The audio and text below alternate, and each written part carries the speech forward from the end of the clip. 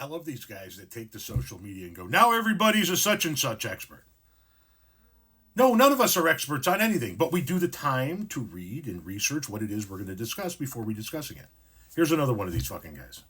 The same people who claim to be experts on tariffs, on the economy, and on finances are the same people that 3 to 4 years ago they were crying because they couldn't afford their student loans. No. It's kind of strange, because if you're an expert in finance and you got college educated on finance, wouldn't you think you could take care of your finances in your own house? But the same people want to tell you and they want to tell me how to handle my finances. And those same people that aren't good at making decisions and they aren't good at their finances think that they have a better way of running the country. The way we're going right now in the United States is not the way. There is no industry in the United States anymore. It's all sent out overseas for cheaper labor, and then products are brought back into here. And there are poor people because of it. There are no good jobs out there anymore. The jobs that are out there are few and far between, and there's people struggling. This is not the way. The way we have been doing it for the last 30 years does not work. Instead of taxing the shit out of the people who made it in this country, why not bring the jobs back to America and give everybody the American dream opportunity that we had 30, 40 years ago, before all the industry left? Well, that's a lot to cover.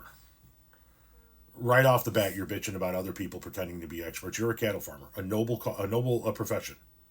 I almost said noble cause. It is a noble cause. Feeding people is noble. But now you're an expert on all of these things? No, you took the time to educate yourself. You took the time to research, like other people do. Nobody's claiming to be an expert on it. They're saying that they took the time to actually sit down and read and educate themselves on the subject matter, like I hope you do when you sit down to talk about something. Obviously, you didn't educate yourself on the student loan situation because you said that student loans, the people who wanted to get rid of the student loans were the people who couldn't afford to pay their student loans. How do you know what people's finances were? Ours was one of the student loans that got, my wife's was one of the student loans that got wiped out. She made regular payments on it for 30 fucking years. But you assume because people wanted student loans wiped out, they couldn't afford to pay. You know who has student loans? Lawyers, engineers, architects, doctors, nurses, chemists, among many other trades. No, it's not that they couldn't afford it. It's that they were fed up with a predatory system that keeps people in debt for life. We're putting 19-year-olds who have no real life experience into debt for life so that they can go get an education, so that they can go get a job to pay down the debt that they just incurred. It's a fucked up system.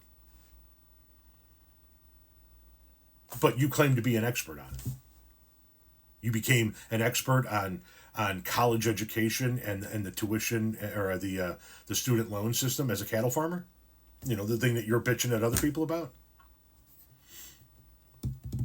And you're right, we have been sending jobs overseas. Here's the problem. Those jobs aren't coming back because in many cases it's still cheaper to get the shit made overseas even with the fucking tariffs. Those jobs aren't coming back. If they were coming back, they would have come back under the first Trump term or under this president's term or under that president's term. They're not coming back. Some might return some jobs. Most probably won't. We live in a global economy now, and it's time you fucking people grasp that concept.